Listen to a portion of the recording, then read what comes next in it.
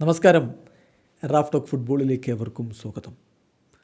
Lautaro Martinez Erling ഹാലൻഡിനേക്കാളും Kylian എംബാപ്പയേക്കാളും മൂല്യമുള്ള താരമാണ്.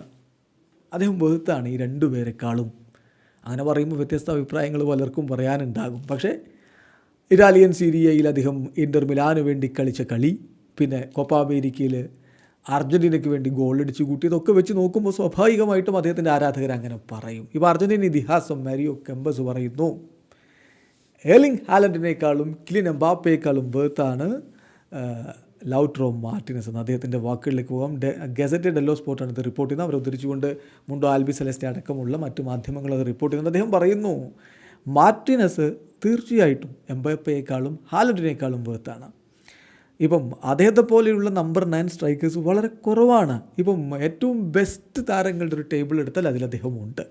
എന്നെപ്പോലെ കളിയെ കൃത്യമായിട്ട് വാച്ച് ചെയ്യുകയും വ്യത്യസ്ത രൂപത്തിൽ വിലയിരുത്തുകയും ഒക്കെ ചെയ്യുന്നവർക്ക് ലൗട്ടറോ എന്താണെന്ന് മനസ്സിലാവും. ലൗട്ടറോക്ക് ഒരു ഗോൾ DNA ഉണ്ട്. എനിക്കതാണ് പറയാനുള്ളത് എന്ന് മാരിയോ കെമ്പസ് പറയുന്നത്. എന്താണ് ഇതിലുള്ള നിങ്ങളുടെ അഭിപ്രായം?